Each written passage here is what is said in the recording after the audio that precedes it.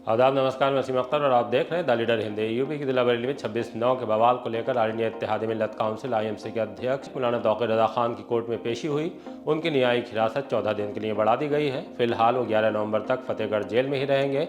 वहीं से video conferencing के जरिए उनकी CGM अलका पांडे की कोर्ट में आज पेशी हुई है।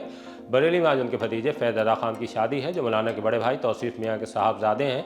पुलिस ने निगोही के उस युवक को गिरफ्तार कर लिया है जो नाबालिग छात्रा को होटल में लेकर गया था। वहां के स्टाफ को शक होने पर बवंडर कट गया। युवक पर पॉक्सो एक्ट समेत गंभीर धाराओं में FIR दर्ज हुई है। SSP ने आलमोरा राकिब को किस लिए सस्पेंड किया? BD ने किन 2 कॉलोनियों पर बुलडोजर चलाया है? अधिवक्ता की मौत के बाद फरार पत्नी और उसके प्रेमी पर मुकदमा दर्ज कर लिया गया है। हाईवे पर हादसे में 3 और जाने गई हैं। पटेल चौराहा पर दोपहर हैरत अंगेज तरीके से बाइक उठी है, उसका लाइव नज़ारा दिखाएंगे। खबरें और भी हैं, आइए आपको सभी की तफसील बताते हैं। मौलाना को 14 दिन और जेल, भतीजे की शादी। ऑल इंडिया इत्तेहाद मिल्लत काउंसिल (IMC) के अध्यक्ष मौलाना तौक़ीर रज़ा खान की आज कोर्ट में पेशी हुई और वीडियो कॉन्फ्रेंसिंग के जरिए पेश हुए। CGM अलका पांडे ने उनकी न्यायिक हिरासत 11 नवंबर तक बढ़ा दी है। 26/9 के जुमे पर हुए बवाल में मौलाना पर 11 मुकदमे दर्ज हैं। फिलहाल कानूनी प्रक्रिया को सामने रखकर देखें तो जल्द उनकी रिहाई मुमकिन नहीं लग रही है। इस बीच आज उनके बड़े भाई तौसीफ रज़ा खान, तौसीफ मिल्लत के बेटे फैज़ रज़ा खान की शादी हो रही है। उनका निकाह पहले ही आला हज़रत खानदान की बुजुर्ग शख्सियत मौलाना मन्नान रज़ा खमनानी मियाँ के बेटे समनानी मियाँ की साहबजादी से हो चुका है। आज विदाई है, कल को उनका दावत वलीमा है। नाबालिग छात्रा को होटल में ले जाने वाला गिरफ्तार। थाना बारादरी पुलिस ने नाबालिग छात्रा को प्रेम जाल में फंसाकर होटल में ले जाकर उसके साथ गलत काम करने के आरोपी फैयाज को गिरफ्तार कर लिया है। उनिगोई शाहजहांपुर का निवासी है और कॉस्मेटिक की दुकान चलाता है। उसने BSc प्रथम वर्ष की छात्रा को महंगे सामान का लालच देकर बरेली बुलाया और फर्जी आधार कार्ड बनवाकर होटल में कमरा बुक करा लिया। रात में उसे वहीं रोका। होटल कर्मचारियों को संदेह होने पर वो फरार हो गया। सूचना मिलने पर पुलिस ने आरोपी की तलाश शुरू कर दी थी। उसे हरवन अगला पुल के पास से गिरफ्तार कर लिया गया है। उससे 2 फर्जी आधार कार्ड और एक कार बरामद हुई है। पॉक्सो एक्ट सहित गंभीर धाराओं में केस दर्ज कर उसे अदालत में पेश किया जा रहा है। आरोपी की मोबाइल की भी पड़ताल होगी। आइए आपको सुनवाते हैं कि इस मामले में SP सिटी मानुष पारिक का क्या कहना है।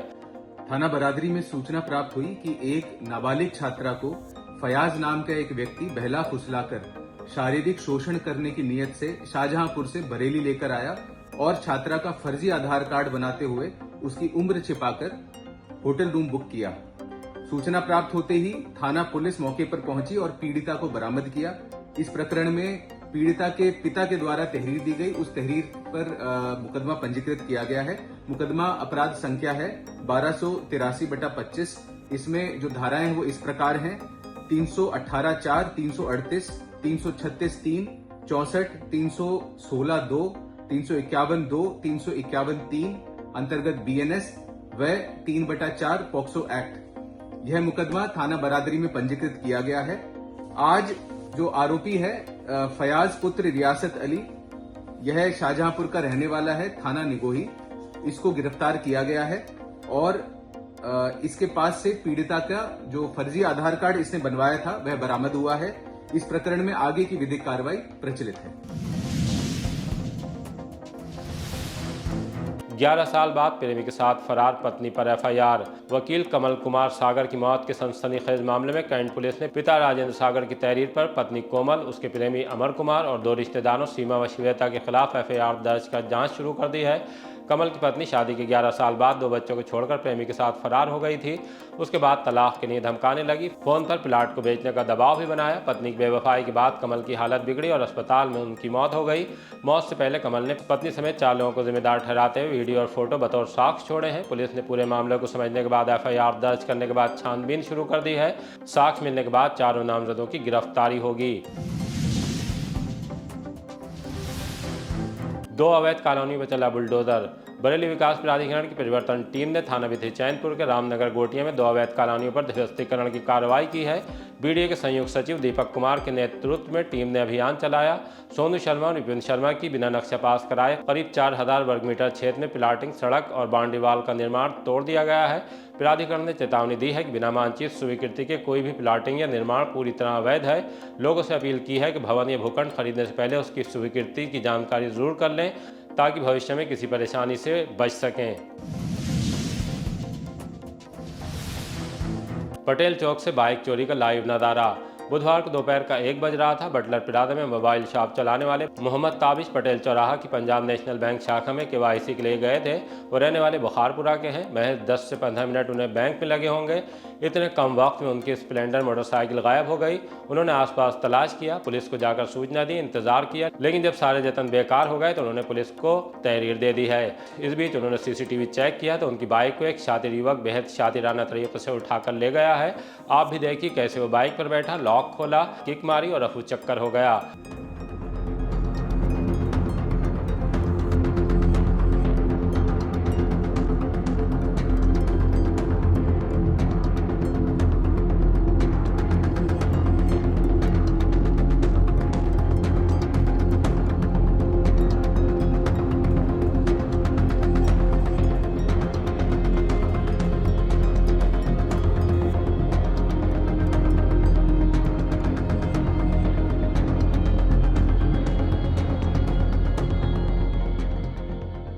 मोहम्मद ताबिश ने पुलिस को तहरीर देकर बाइक बरामद करने की मांग की है। SSP ने आर्मोरर आकिब को क्यों किया निलंबित? सोशल मीडिया पॉलिसी को उल्लंघन और पुलिस की छवि धूमिल करने के आरोप में आरक्षी आर्मोरर मोहम्मद आकिब को SSP अनुराग आर्य ने निलंबित कर दिया है। वो अपनी फेसबुक ID पर सर आकिब पाशा से आपत्तिजनक पोस्ट साझा कर रहे थे, जिसे उत्तर प्रदेश पुलिस की गरिमा को ठेस माना गया और इसे सोशल मीडिया पॉलिसी 2023 का उल्लंघन करार दिया गया। इस गंभीर अनुशासनहीनता पर SSP बरेली ने उन्हें तत्काल प्रभाव से निलंबित करते हुए विभागीय जाँच शुरू करा दी है। सोशल मीडिया पर अमर्यादित टिप्पणी पर गिरफ्तार। थाना प्रेमनगर पुलिस ने अमर्यादित टिप्पणी करने वाले आरोपी अनस पठान को गिरफ्तार कर लिया है। ये कार्रवाई SSP के निर्देश पर की गई है। शिकायत केवलानंद गौड़ ने दर्ज कराई थी। बताया था कि आरोपी धार्मिक भावनाएं आहत करने का काम कर रहा है। पुलिस ने मामले को गंभीरता से लेते हुए 24 घंटे के भीतर ही अभियुक्त को गिरफ्तार कर लिया। वो मोहल्ला शाहबाद का रहने वाला है। पुलिस ने उसके खिलाफ BNS की धारा 299 के तहत मुकदमा दर्ज कर लिया है।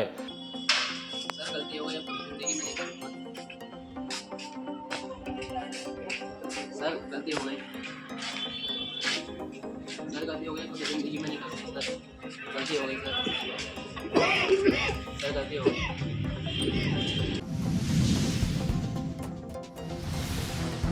हाईवे पर फिर हुए हादसे, अब 3 की मौत। दर्दनाक हादसों का सिलसिला बना हुआ है। एक महिला और 2 युवकों की मौत हो गई, कुछ घायल भी हुए हैं। भूता के गांव मगरासा का रहने वाला अभिषेक 26 साल दोस्त की शादी में शामिल होने के लिए टिवलिया गांव गया था। वहां से लौटते वक्त फतेहगंज पश्चिमी में हाईवे पर किसी वाहन ने उसकी बाइक में टक्कर मारी और फरार हो गया।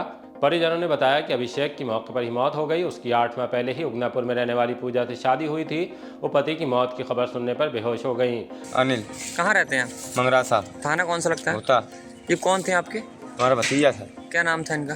अभिषेक। क्या हुआ था इनके साथ में?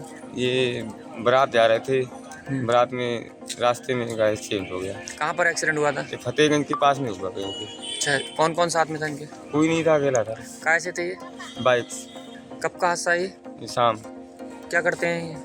घर पे खेती वगैरह करते हैं। शादी हो रखी थी? शादी हो गई। बच्चे अच्छे हैं इनके? नहीं, बच्चा नहीं। दूसरा हादसा आंवला के रहने वाले 28 साल के विवेक के साथ हुआ। वो पानीपत जा रहे थे। बाइक पर उनके 2 दोस्त भी साथ थे। देवीपुरा पुल पर किसी वाहन ने टक्कर मार देने से विवेक की मौत हो गई। निकित और सचिन घायल हुए हैं। हमारा नाम आशीष। एक्सीडेंट हुआ था सर, पता नहीं चला था किससे हुआ एक्सीडेंट। अच्छा, आपके कौन थे? भाई थे। क्या नाम था इनका? विवेक। कहाँ रहते थे? राजपुर खुर्द। थाना कौन सा लगता है इसका? आंवला। तो ये कहाँ गए थे? काम करने जा रहे थे सर, तो रास्ते में हो गया। क्या काम करते थे ये? पावर प्लांट में काम करते थे, रिफाइनरी पावर प्लांट। किसके साथ में थे ये?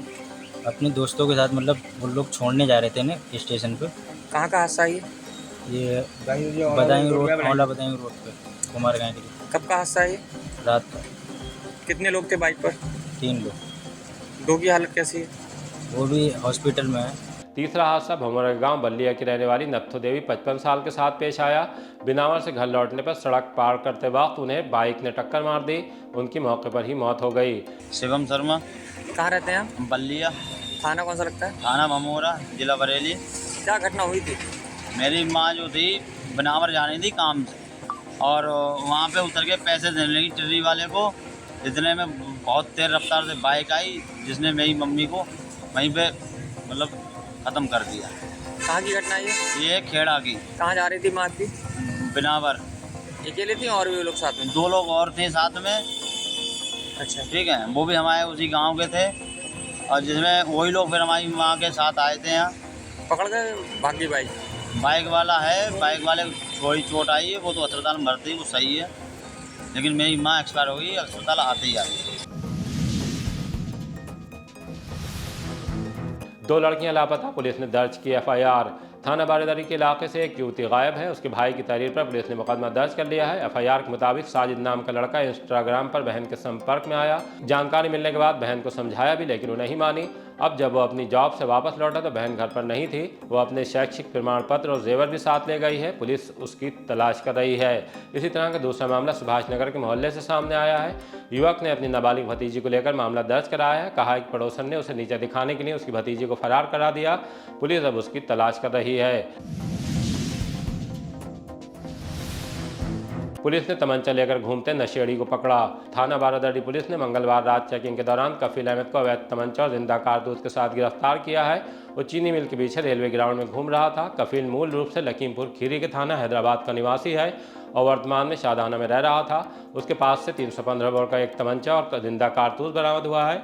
पूछताछ में उसने बताया कि नशे का आदी है, चोरी की घटनाओं में शामिल रहा है। तमंचा उसने शाहजहांपुर में कटरा क्षेत्र से अपनी मौसी के लड़के से खरीदा था, जिसे वो चोरी के दौरान लोगों को डराने के लिए साथ रखता है। जागरण में जा रहे 2 भाइयों पर जानलेवा हमला। मीरगंज थाना क्षेत्र के गांव अब्दुल्लागंज में सोमवार रात जागरण देखने जा रहे 2 सगे भाइयों पर गांव के ही 5 लोगों ने लाठी डंडों और कड़े से हमला कर दिया। हमले में दोनों भाई भूपेंद्र और जितेंद्र गंभीर रूप से घायल हो गए। घटना का वीडियो सोशल मीडिया पर तेजी से वायरल हो रहा है। पीड़ित भाइयों ने पुलिस को दी तहरीर में बताया कि रास्ते में मामूली कहासुनी के बाद 5 लोगों ने मिलकर उन पर हमला कर दिया। हमले में एक भाई के सिर पर गहरी चोट आई है, जबकि दूसरे के शरीर पर गहरे जख्म हैं। मीरगंज पुलिस मौके पर पहुंची और घायलों को उपचार के लिए जिला अस्पताल भेज दिया। मीरगंज कोतवाल ने बताया कि तहरीर के आधार पर 5 पर मुकदमा दर्ज किया जा रहा है। रुहेलखंड विश्वविद्यालय में भाजपा का युवा सम्मेलन। महात्मा ज्योतिबा फूले रुहेलखंड विश्वविद्यालय में भाजपा के आत्मनिर्भर भारत संकल्प अभियान के तहत युवा सम्मेलन का आयोजन किया गया। कार्यक्रम में पार्टी के प्रदेश अध्यक्ष भूपेंद्र सिंह चौधरी ने युवाओं में जोश भरते हुए कहा कि आत्मनिर्भर भारत की असली ताकत युवा हैं, जो देश की दिशा और दशा दोनों बदलने की क्षमता रखते हैं। उन्होंने कहा कि प्रधानमंत्री नरेंद्र मोदी के नेतृत्व में डबल इंजन की सरकार ने युवाओं को आत्मनिर्भर बनाने के लिए ठोस कदम उठाए हैं। अब युवा नौकरी की तलाश में नहीं, बल्कि दूसरों को नौकरी देने वाले बन रहे हैं। प्रदेश अध्यक्ष ने कहा कि भाजपा सरकार ने भर्ती प्रक्रिया को पारदर्शी और निष्पक्ष बनाया है। हेड कांस्टेबल वंदना कुमारी जीत लाई गोल्ड। यूपी 112 पर तैनात वंदना ने राष्ट्रीय और अखिल भारतीय स्तर की आर्म रेसलिंग प्रतियोगिताओं में शानदार प्रदर्शन करते हुए 2 स्वर्ण और 1 रजत पदक अपने नाम किया। 47वीं नेशनल आर्म रेसलिंग चैंपियनशिप 2025 जो 29 से 31 अगस्त तक लुधियाना पंजाब में आयोजित हुई। इसमें वंदना कुमारी ने महिला वर्ग के 70 किलोग्राम वर्ग में लेफ्ट हैंड और राइट हैंड दोनों कैटेगरी में स्वर्ण पदक जीतकर राष्ट्रीय स्तर पर दोहरी सफलता हासिल की। इसके बाद 74वीं all India police wrestling cluster 2025-2026 में जो 20 से 24 सितंबर तक मधुबन करनाल हरियाणा में हुई, वंदना कुमारी ने रजत पदक जीतकर अखिल भारतीय स्तर पर भी अपना लोहा मनवाया। उनकी इस उपलब्धि पर एसएसपी अनुराग आर्य और एसपी दक्षिणी सुश्री अंशिका वर्मा ने उन्हें सम्मानित किया। नेशनल शूटिंग में दानिश जीत लाए चांदी। राइफल क्लब में प्रैक्टिस करने वाले शूटर दानिश ने एक बार फिर राष्ट्रीय स्तर पर शहर को गौरवान्वित कराने का कारनामा अंजाम दिया है। वो दिल्ली के doctor Karni Singh shooting range में आयोजित राष्ट्रीय प्रतियोगिता में सिल्वर मेडल जीत कर लाए हैं। साथ में उन्होंने नेशनल लेवल कंपटीशन के लिए भी क्वालिफाई कर लिया है। दानिश अहमद इससे पहले जयपुर और पंजाब से 2 सोने के तमगे जीत कर लाए थे। लगातार शानदार प्रदर्शन के लिए राइफल क्लब के सीनियर खिलाड़ियों की तरफ से उनकी प्रशंसा की गई है। 523 ग्राम अवैध अफीम के साथ तस्कर गिरफ्तार। थाना इज्जतनगर पुलिस ने गश्त के दौरान मुखबिर की सूचना पर 523 ग्राम अवैध अफीम के साथ एक तस्कर को गिरफ्तार किया है। वो कल्याणपुर थाना सिरौली का रहने वाला है। उससे बरामद अफीम को सील कर विधिक कार्रवाई की जा रही है। पूछताछ में अभियुक्त ने बताया है कि वो झारखंड से अफीम खरीदकर दिवाली के दौरान बेच देने के लिए लाया था। इसी तरह की ताज़ा अपडेट जानने के लिए देखते रहिए द रीडर हिंदी। विदा लेने से पहले हमारी आपसे गुजारिश है कि हमारी रिपोर्टिंग पसंद आ रही है तो हमारी खबरों को शेयर कीजिए और हमारे चैनल को सब्सक्राइब करके हमारा हौसला ज़रूर बढ़ाइए।